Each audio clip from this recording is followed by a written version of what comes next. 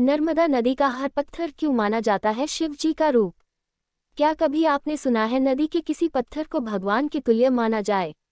इस प्रश्न का जवाब केवल एक नदी, नर्मदा नदी में ही मिल सकता है। कहते हैं कि यहाँ पर हजारों लोग रोज नदी के किनारे पत्थर तलाशने पहुँचते हैं। पौराणिक कथा के अनुसार इन पत्थरों को भगवान शिव की उपाधि प्राप्त है। पुराणों में बताया गया है कि इस नदी के पत्थरों में शिवलिंग स्वयं प्राण प्रतिष्ठित रहते हैं, यानी उनमें भगवान शिव का अंश माना जाता है।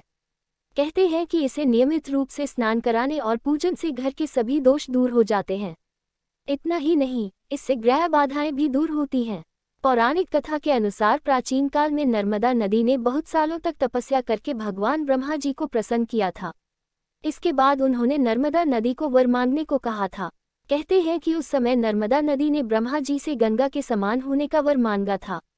लेकिन ब्रह्मा जी ने उन्हें कहा कि अगर कोई दूसरा देवता भगवान शिव की बराबरी कर ले, कोई दूसरा पुरुष भगवान विष्णु के समान हो जाए, कोई दूसरी नारी माता पार्वती की समानता कर ले, को कोई दूसरी नदी भी गंगा के समान हो सकती है।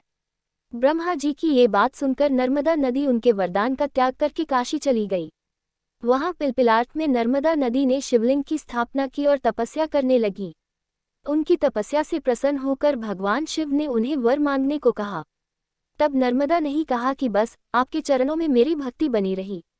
नर्मदा की ये बात सुनकर भगवान शिव प्रसन्न हो गए और कहा कि तुम्हारे तट पर जितने भी पत्थर हैं, वे सब मेरे वर से शिवलिंग रूप हो जाएंगे। आगे भगवान शिव ने कहा कि गंगा में स्नान करने पर शीघ्र पापों का नाश होता है। वहीं यमुना में 7 दिन और सरस्वती में 3 दिन में पापों का नाश हो जाता है। लेकिन तुम सिर्फ दर्शन मात्र से ही संपूर्ण पापों का नाश करने वाली होंगी। इतना ही नहीं, तुमने जिस नर्मदेश्वर शिवलिंग की स्थापना की है, वे पुण्य और मोक्ष देने वाला होगा। इतना सब कहने के बाद भगवान शिव उसी लिंग में लीन हो गए और शिव जी ये वरदान पाकर नर्मदा भी प्रसन्न हो गईं। इसलिए कहा जाता है कि नर्मदा का हर कंकर शिव शंकर का रूप है।